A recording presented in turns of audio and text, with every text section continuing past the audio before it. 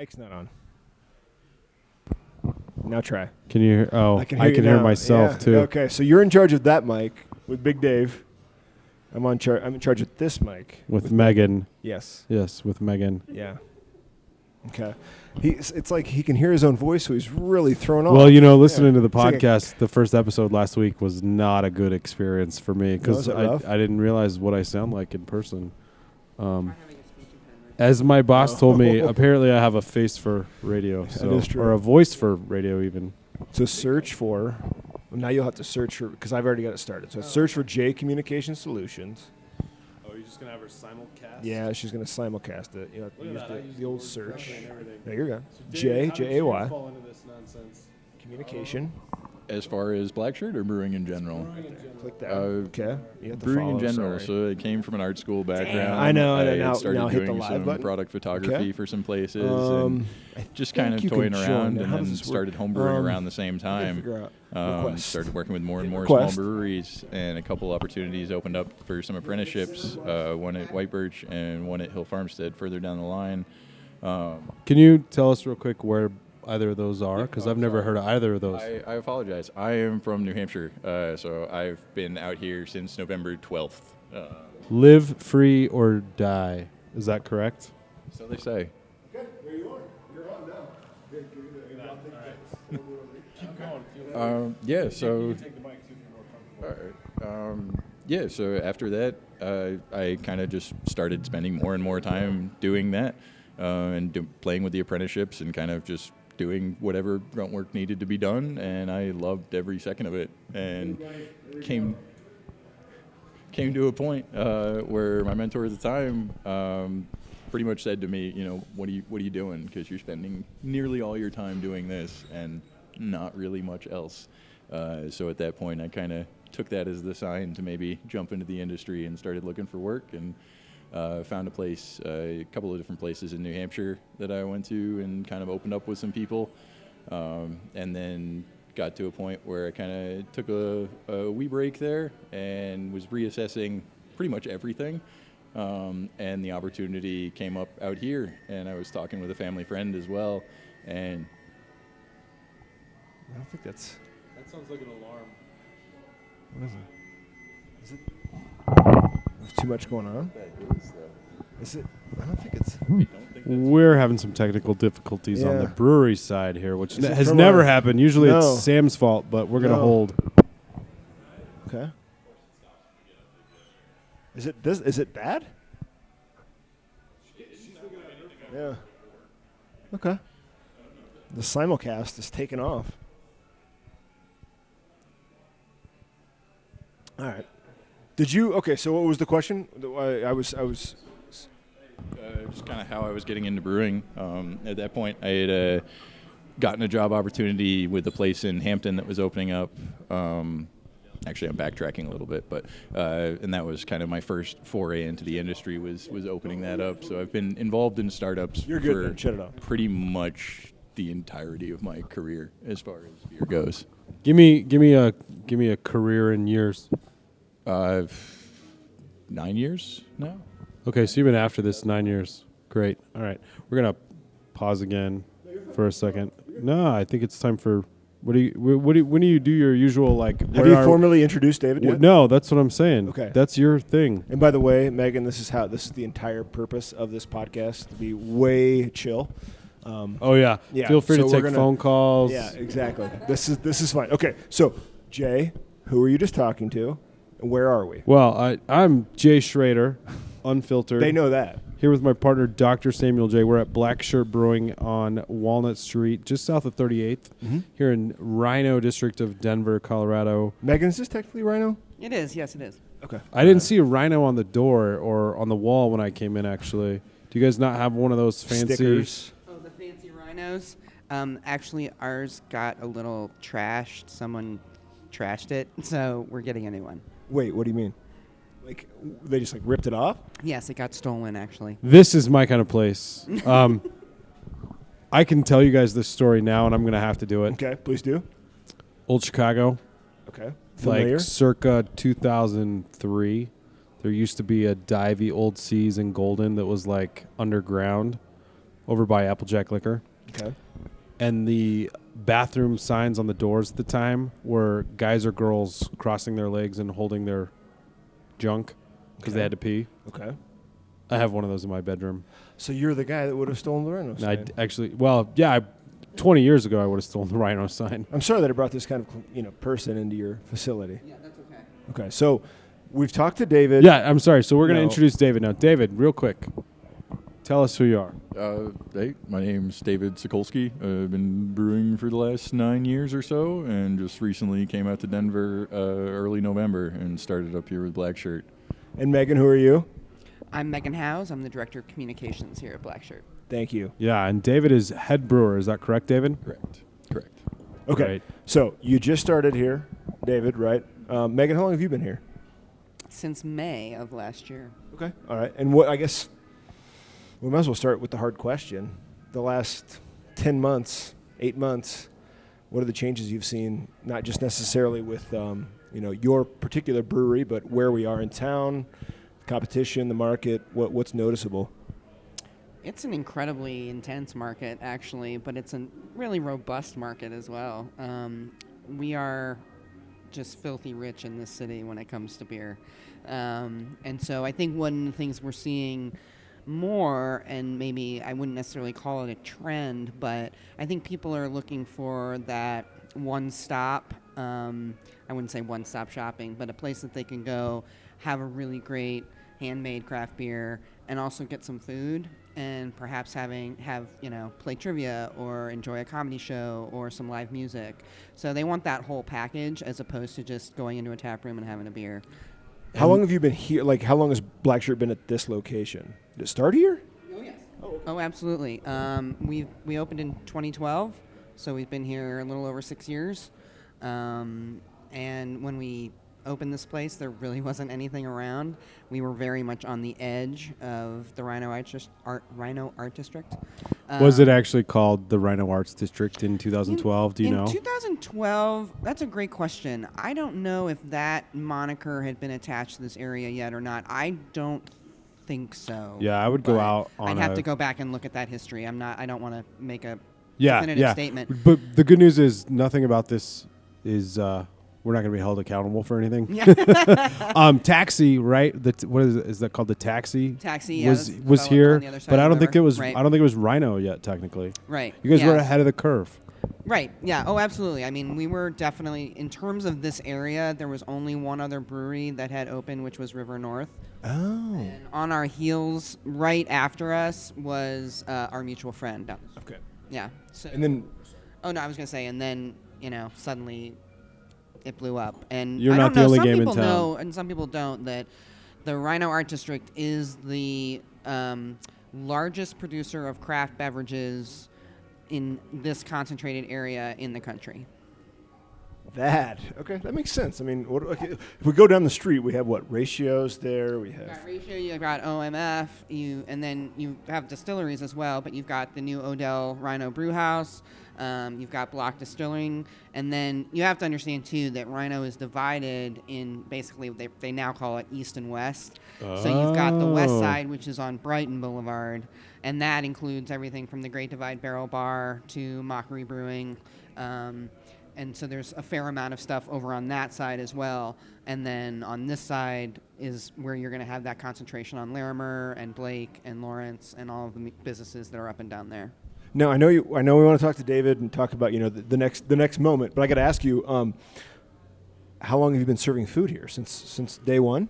No, not since day one. We put the kitchen in about, at this point, it's like almost it'll be 2 years in April.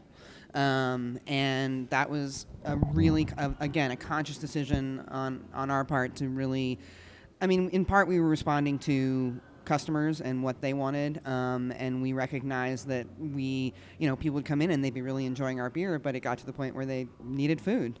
And so we decided to, and we did have food trucks for a while, but food trucks can be a little bit, it depends. I mean, there's Flaky. some really, there's some awesome food trucks out there and some great purveyors, but for the most part, we were struggling with consistency, with scheduling, And we just decided that it would be better for us to be able to control our product, quite frankly, and try and make it equal in quality to the beer that we were putting out. And I think we've accomplished that. Yeah, I mean, we just had the what were they called? I didn't order them. I only got The 2 bread. bites. Sam destroyed them. Yeah, garlic knots. Yep. Amazing. I can also attest to the fact that I've seen at least 2 different people walk out of here without even having a beer with pizzas. With pizzas, yeah. So okay, so that makes sense. Okay, so you do this before we go back over there because I know we want to go there. Brand, all right. You're the director of communications here. So what is, if you could define it in a paragraph or two, what's the BSB brand? You know, generally speaking, I mean, I would say that for us, one of the most important aspects of what we try to do is we create an elevated experience. And so we try and reflect that in our brand as best as we can. I would say, you know, there's a real DIY mentality to this place.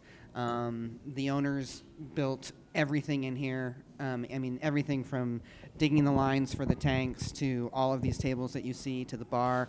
Everything there was no outside investment. It was all blood, sweat, and tears.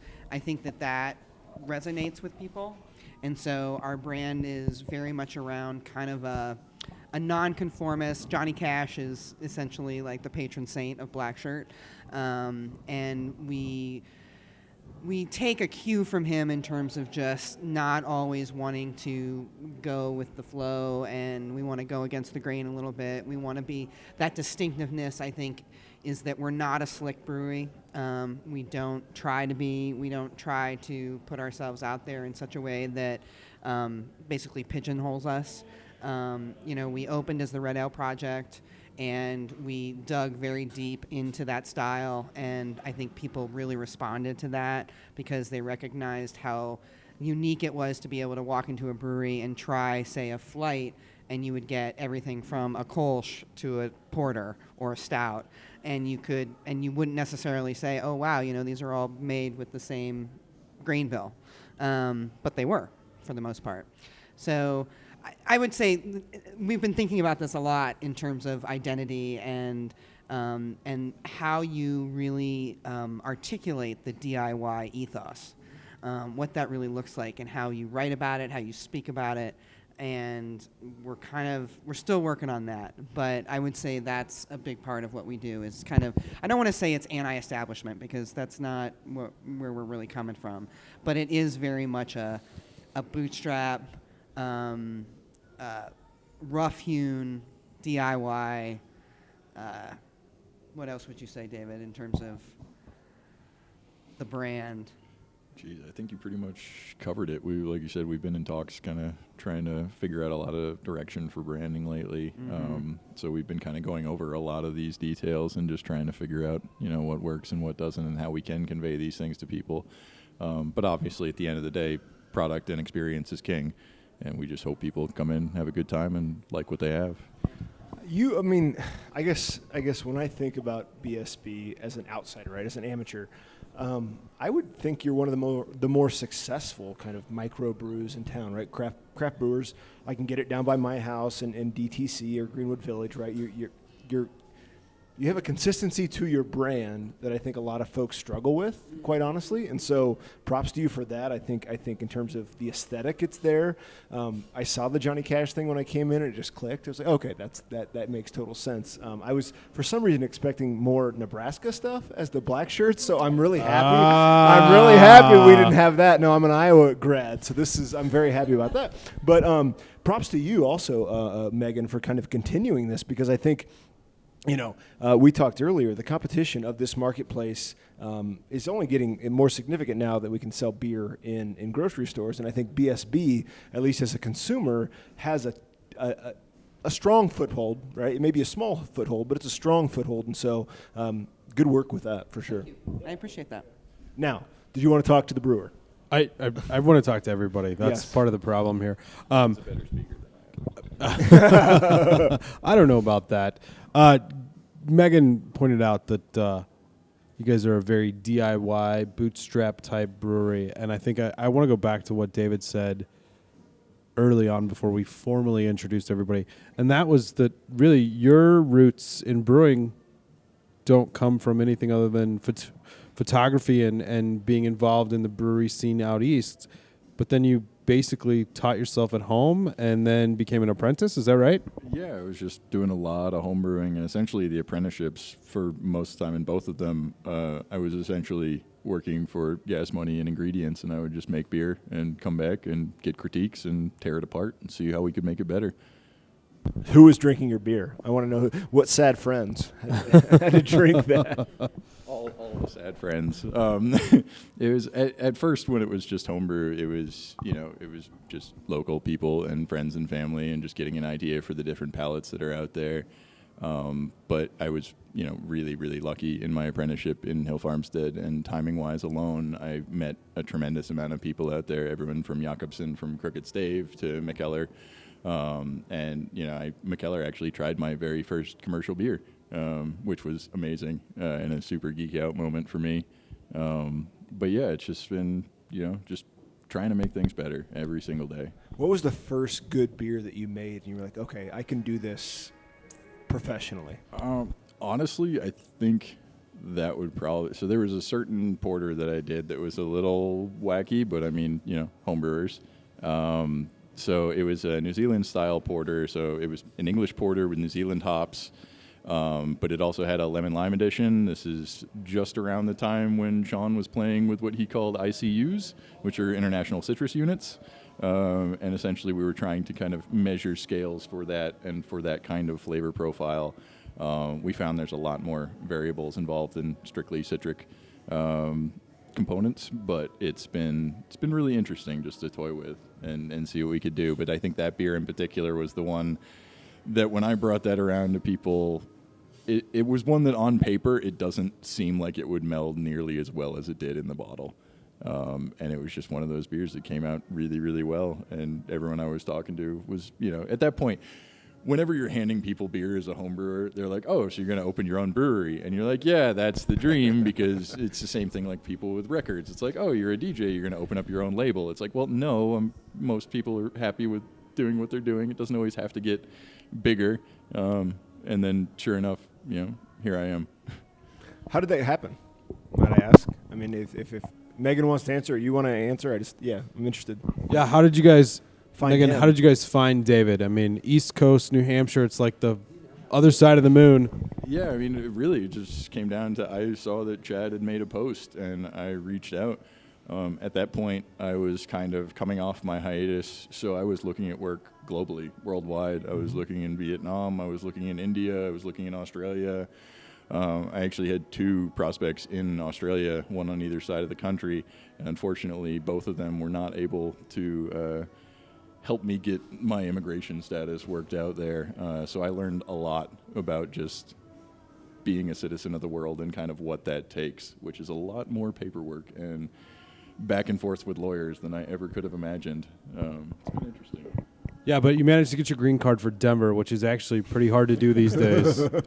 Yeah, you found a place to live that you could afford. Yeah. Tell us a bit. Tell us a bit about that, because we know a couple of people that have moved out of state that are never coming back to Denver again, at least under the guise of home ownership. So, what was the transition from New Hampshire to Denver like? So I got incredibly lucky. I have an amazing family friend out here. His name is Christian Chiari. He actually runs the Patterson Inn. I'm going to give him a little bump because that inn is absolutely gorgeous. I don't know if you guys have seen it or not. It's a goddamn castle. Okay. It is ridiculous. Where Tell us more. Oh, geez. I'm going to have to look up the address. And then you guys need to sell advertise. Like, yeah, we need Patterson Inn. We're Patterson gonna Inn. dig into this for folks. Yeah. But Next he's, episode. An amazing family friend of mine. He and my dad go way back, and unfortunately my dad passed 2 years ago.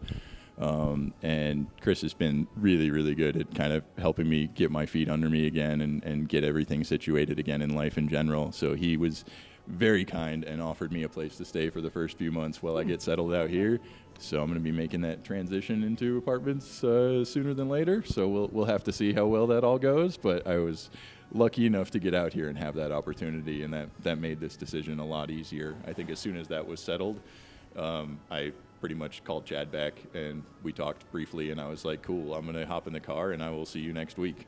So this is a unique opportunity for Jay and I to ask these kind of fun questions for somebody that we often wouldn't kind of run into, especially in brewing. So as a young brewer, at what point in this process do you start going, okay, right, I'm going to start influencing the brand, right, or the brewery and kind of molding it a little bit towards what you want? Not massive changes, right, but are you doing it through one or two different brews? Are you doing that kind of like, as well as you can? How are you making these decisions in your head? I have been extremely fortunate and extremely spoiled in the fact that I've been lucky enough to, at every commercial position I have held in this industry, I've had 100% creative control. Nice. Okay. And not only that, but coming from an art and advertising background, I tend to throw my hands into those rings as well, as far as bottle labels and branding and just conveyance and how we can, just, again, make a nicer product and a nicer experience for people. That's really all it comes down to.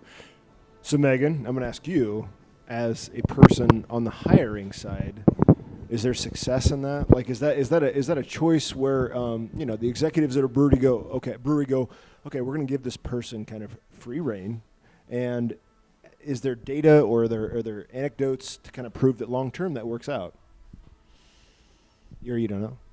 Or is that a conscious decision, I suppose, that somebody makes in the hiring of a brewer? I think it is a conscious decision that somebody makes. I think the most, in my experience as a consumer, and less as somebody who's working for the brewery, but as a consumer, and as somebody who knows a lot of brewers, I think one of the worst things you can do is really hog-tie a brewer and get them into a situation where, say, they're in a production situation where they have to produce a certain amount in order to can a certain amount, or in order to package what they need to package to get it out into the market. And that sometimes, as breweries grow and people get to know those beers and respond to those beers, it's a good thing, because then you're selling a lot of that beer, but then you're having to pump out that beer over and over and over again, and that can be really limiting. And so that creative freedom, I think, is because let's face it, there's no money in brewing. It's just the way it is. There's not a lot of money. Brewers don't make a whole lot of money. They do this because they're passionate about it and because it's an art form and they love to do it. But if they lose that creative freedom, that I feel like oftentimes that's when things start to really flag. Makes sense. Yeah. We've talked about art, right? Thank you, David comes from an art background. Megan just called brewing an art, right? David, tell me a little bit about what's your first impressions now. You've been here almost 2 months, it sounds like. What are your first impressions, or what are your thoughts on Rhino, which we've already talked a little bit about, and overall, not just beer, but the overall Denver art scene, or what you're experiencing here in Rhino specifically outside of Black Shirt? Yeah, so I mean, so far I haven't explored nearly as much as I would like to, but I'm definitely making plans also for things like there's a contemporary art museum right down the road I've been meaning to go to. Yeah, the MCA is amazing. And just in general, I've always had an appreciation just for art, so coming to this kind of district is really nice. The art on the side of the wall outside, I don't know if you guys saw that, but like just the wall murals and everything else, it's wonderful to be in that kind of environment where art is thriving in literally every corner. And also, again, coming from an art school background, I can totally appreciate that. Sorry. No, I was just going to say, you would have never seen any of this stuff 10 years ago. I, as a guy that spent a lot of time in this particular stretch of the hood, off and on for over 20 years, none of this was here 10 years ago. From a mural perspective, from an art perspective, the lights under the underpass at 38th as you go onto the train tracks right here crack me up. So I'm going to jump in. I got to ask, knowing that you have that art background, like, what is your process? Your creative process for brewing beer? Because I think Megan's right that it's a career of passion, right? It's something. You're right. Like, nobody's in it to make money. We've definitely learned that thus far, but there is so much creativity that you can see in it, right? So what is your process? Well, and I just want to point out too, everybody we've talked to over the last month or so has really spoken to the science of this. So we haven't heard from an artist yet. It's all about the math or the chemistry. And I mean, that's a huge part of it, obviously, but there's also that X factor to anything that I think comes from an art background, no matter who the person or the industry, where, people will put any kind of artistic spin on things that lets them express themselves a little bit. And it's the same with brewing. And that's another reason why, again, I've been very, very lucky in having creative control in my positions, because I've been able to literally use this as self-expression, which has been nothing short of fucking beautiful. I love it. Tell me, what was artistic, or what was the expression coming through the Gose that I'm having right now? So the Gose is actually built off a bacterial culture that I've been building for the last 6 years, give or take. More science. Yeah, unfortunately, but this gets a little interesting. I don't want to go too far into it, but essentially we're picking up a lot of sources from things that people would not expect to be used. It's all a matter of bringing in nuance and subtlety and appreciable flavors, and I think that's a big factor in that gets overwritten on so many quick turnaround sour beers, whether they're kettle sour or blended or whatever. And you just have a lot of these very singular profiles and singular acid profiles. And I tend to drink a lot of Madeira and dessert wines.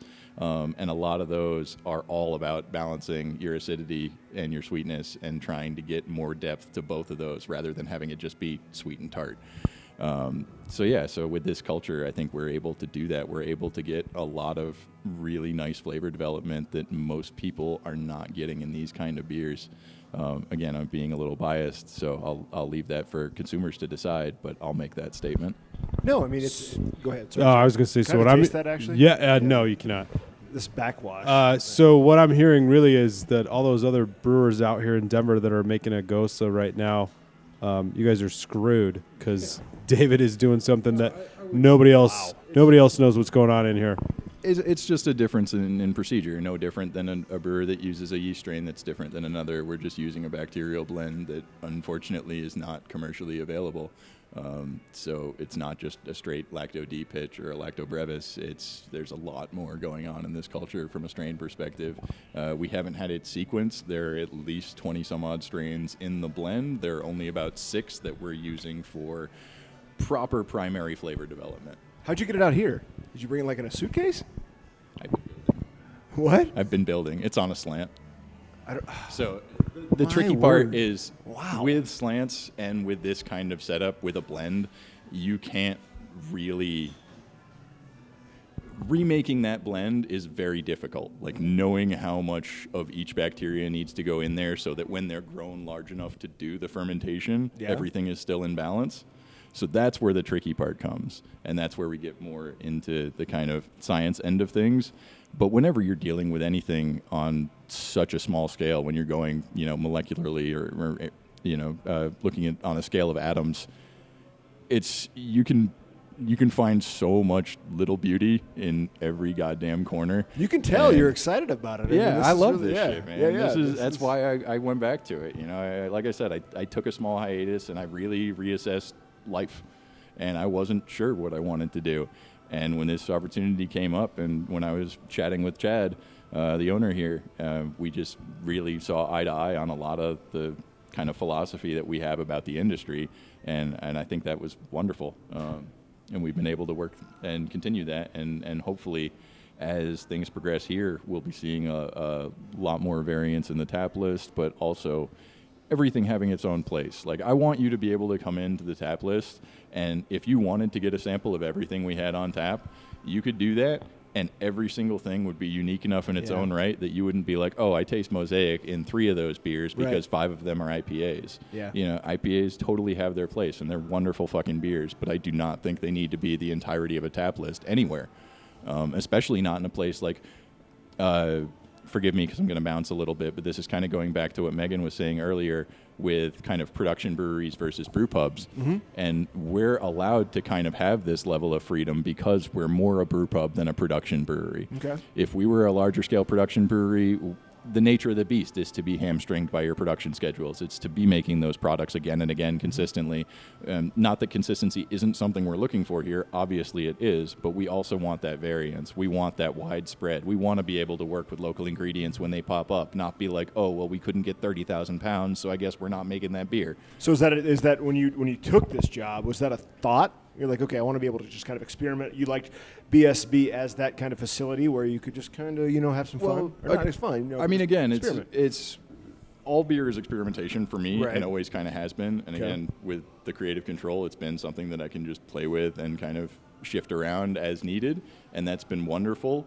I wouldn't say that was necessarily the goal here, but that was something that as I talked more and more with Chad, we both agreed that kind of the things that I wanted to do here were the changes that he wanted to make. Okay. So our visions lined up really, really well. So things like this Gose, this is a beer that I've been brewing for most of my commercial, my career. And the same with the Shadow Tackle. That is a porter that I literally have been making since 5-gallon scale for the last 10 years. And it's just stuff that we've been dialing every single time. One of the mentalities that I really like to carry is that if someone's coming in every day, they shouldn't be able to taste the difference between the beer on a day-to-day basis. But if someone comes in once on a January and then comes in the following January and hasn't been here in a year, I want them to think that beer is exponentially better. Okay. So the trick is to make those small changes through consistency, but just one little change at a time. So you're making those tweaks. So day to day, people aren't seeing the difference. But when they come back to it, or they go somewhere else and then come back here, the difference is noticeable. God, you love this stuff, man. This shit is exciting for him. He Yeah, is- yeah. Wow. And This we is- moved away from good art for you. pretty fast, I'd say, We too, did. frankly. But that's okay. Now, the thing I'm hearing, too, first of all you cowboys in town for the stock show, whatever you like tonight is going to be 100% better in a year. In a year, yeah. The second thing, and this is killing me, I got to ask it. I have a business background, which means nothing to anybody. But I've hired and, for lack of a better word, fired my fair share of folks. And I've interviewed and hired a couple people cross country.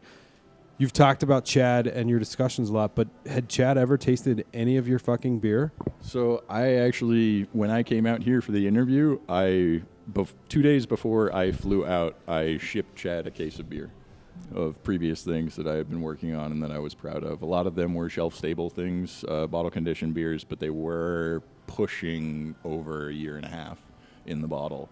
So they may not have been the greatest kind of showcase, but they were what I currently had to work with. That's an interesting point, too. Yeah. I mean, a brewer is only as good as their best beer or their last beer, probably even more, right? How do you, as a career brewer now going on 10 years, what's your portfolio look like? Or how do you create a sample? I mean, especially if you send a case to Chad, what happened to the rest of it? Is it gone? Is that it? I think we still got some of it here, but it was just stuff I had held back from previous positions, just things I wanted to see how they would age out, and I'm glad I did. And I actually I reached out to my friends on Facebook and whatnot when this kind of interview became an option, and literally was like, if anybody has any backstock of my old bottles, please let me know. If you have extras, I would be happy to buy them off you. If you have one of something, please do not offer it. I hope you enjoy it. That's amazing. I'm starting to think about all the brewers and breweries we've talked to and been into that some of these guys must be hoarding just tons of beer that they're not Yeah. telling us about. And if you're not as a brewer, it sounds like you should be. Well, if you think about the free beer they give to us when we go on these recordings, there's just beer everywhere. As far as I can tell, if they're giving away the beer to us, there's not anything left to hide. Yeah, I mean, large scale breweries have, hot rooms and stuff where they can warm age product to kind of see it at its worst.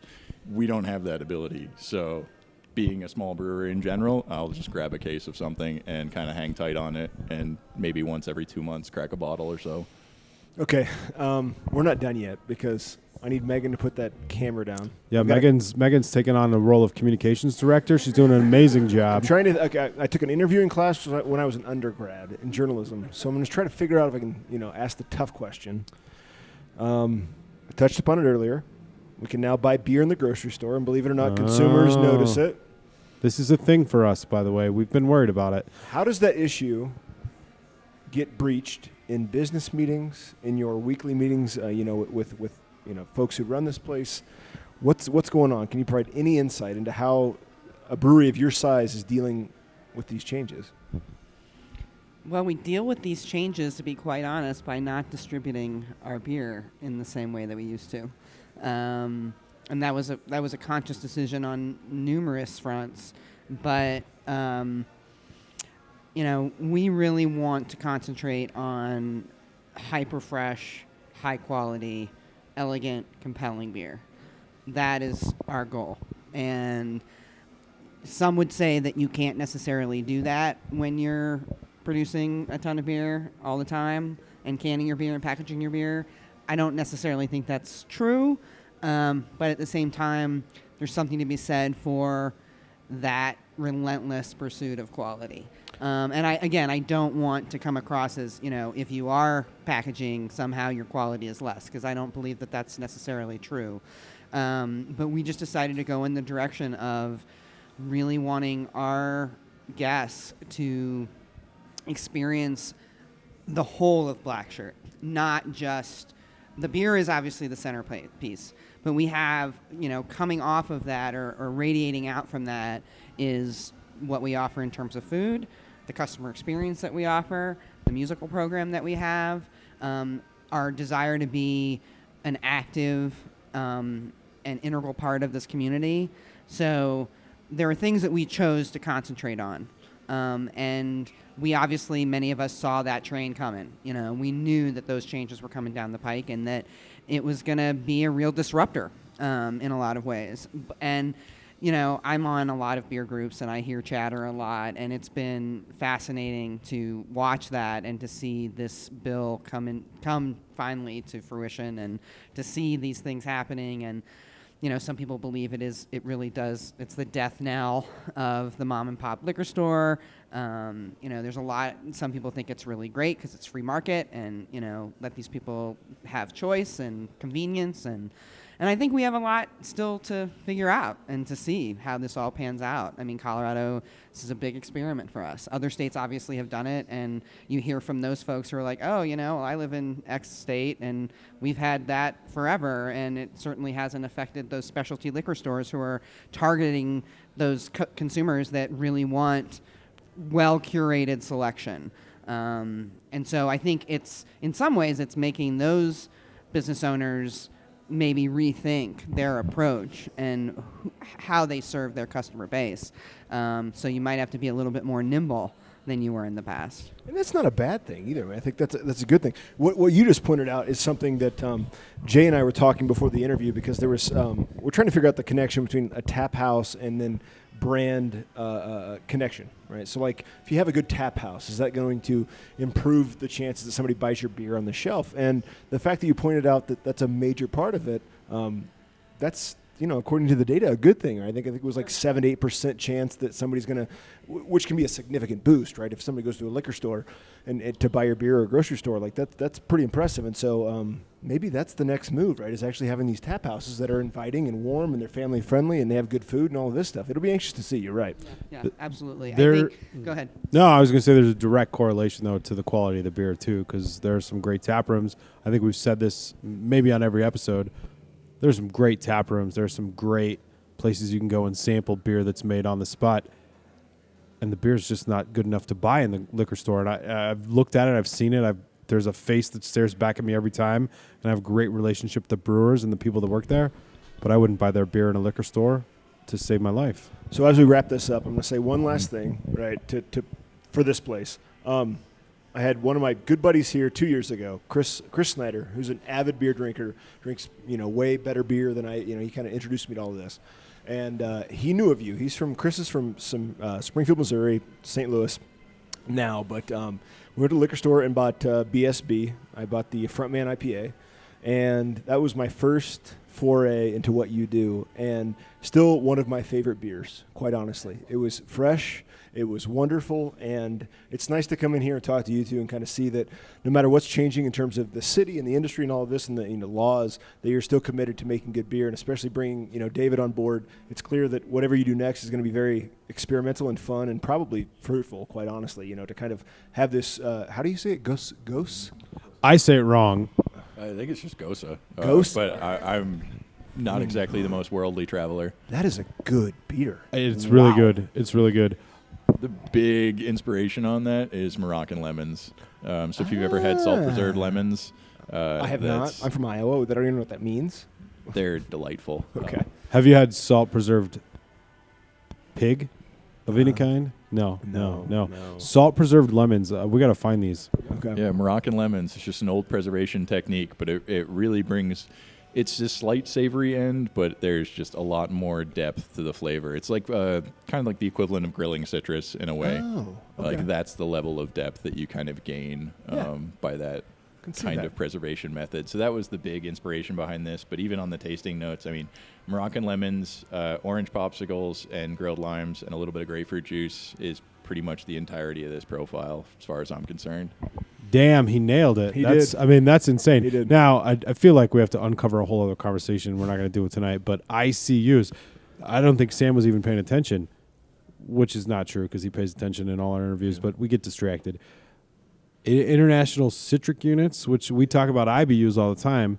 We don't have to dig into this now, but we'll come around. The long and short of it was something that Sean Hill was doing at the time as a way to kind of showcase to the consumer the level of citrus quality. Like if we wanted something that had like a tea-like lemon aspect to it versus something that drank like straight orange juice, like those types of differentiations. Nice. And that was kind of his way of explaining it. It kind of came and went. It didn't really catch on I like outside. it. Like a nice measurement for But that. it just as another bit of information. I feel, honestly, I think ICUs are more accurate than IBUs just because of the different scales people use. So if I don't know what scale you're using, your IBU measurements mean next to nothing to me. I'm surprised they didn't take off, though, like in today's... I'm surprised, too. And I mean, I pushed them for a little bit. I would talk about them when we would talk about doing citrus beers and stuff when I was just starting out professionally because I thought it was great. But it just, unfortunately, didn't really take off. But... David's a sly guy. You don't know it looking at him, but there's a lot of citrus hiding in all these beers, I imagine. This dude is smart as fuck, right? Like, quite honestly. Wait, are we talking about David? Not you. Oh, Not yeah. you. Okay, just making sure. This guy. David, you are No. smart as fuck. Yeah. Sure. AF. Smart AF. Hashtag smart AF. Okay, you two, thank you so much. That was Yeah, thank you. wonderful. Thank you for letting us in I here. appreciate it. No, that was a blast. Folks, okay, so address real quick, Megan. What is the address so that way people know where to come? 3719 Walnut Street. Denver, Colorado, USA, for all of our people in Morocco who love salted lemons. Yeah. This is where we come. Be sure to check the traffic before you come out here. Not because I want to discourage you from joining them, but there's ways to sneak in. But also buy the beer in the liquor store, right? I mean, where are you? You're kind of... No, they're not in the liquor store. Oh, sorry. Not anymore? When did that stop? We stopped distributing our cans probably about 3 months ago. Yeah, 4 well, we're months taking ago. some out of here with us. So what bars can we get your stuff? Oh, that's a great question. We have a select amount. I wish I had my sales guy here with me. We do a few restaurants. We've been at the Plymouth for a long time. We're at To the Wind. We're at Avelina. Just parts of town, anything down south or in Littleton area? I can't answer that question. All of these unfortunately. restaurants, by the way, are further proof that Sam and I clearly spend all of our free time in bars and not taking our wives out to No, I restaurants. feel like, are you in Chili's? Like that's If I could, I wanted to say one more thing around the brand because I've been thinking about that question.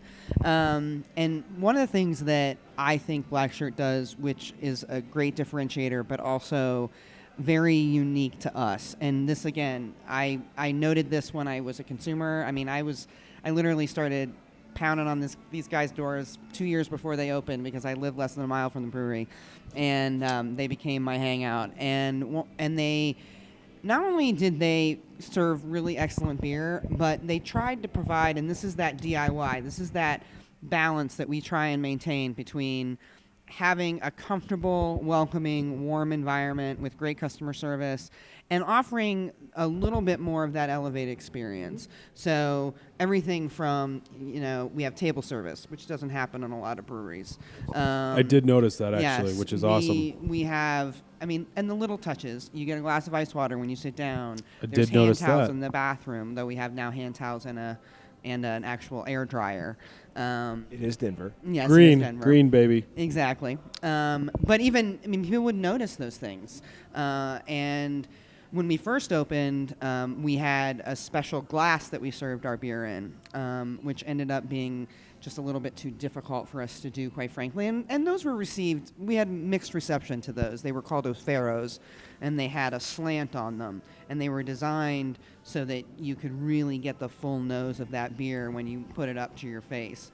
to your mouth. Is that the design being that your nose actually went into the glass so you could Yes, inhale exactly. the aroma? It was almost as if you cut this part Yep. out of There's this. a specific wine glass that's designed to do the same thing, correct? Yes. We're going to go to the resident wine expert, the Madeira guy. Yeah. What's the name of that glass, David? I honestly do not know. I wish I did. I'm losing credibility by the second. No. I do that for you. Don't worry about it. All right, we're gonna wrap this up. Oh, one tiny thing, just because I got go the ahead. address now, but I did want to just give a bump to my buddy Chris's wonderful Patterson Inn. There we go. If you're near or you want to visit Denver, 420 East 11th Avenue, and it's the Patterson Inn. If you appreciate architecture and amazing historical woodwork, you will appreciate this place. There we go. And I'm gonna shout out Cap Hill, right? real quick. Okay, people who follow Jay and I on social, who follow me on my business on social media. Megan's sitting here taking pictures. She gets it, right? Content producer right there. That you figured it out. Director of communications. You know what you're doing, right? Like just get that shit out there. Great in here, unfortunately. Yeah, it's okay. People just want to see it, right? I They look wanna better know. in the dark. Don't worry. All right, you two. Thank you so Thank much. you. It was wonderful. That was actually you guys were awesome. Yeah, that Appreciate was it. perfect. Appreciate it. All right. Yeah. Thanks, Jay. Thank you, Sam. See ya. Doctor.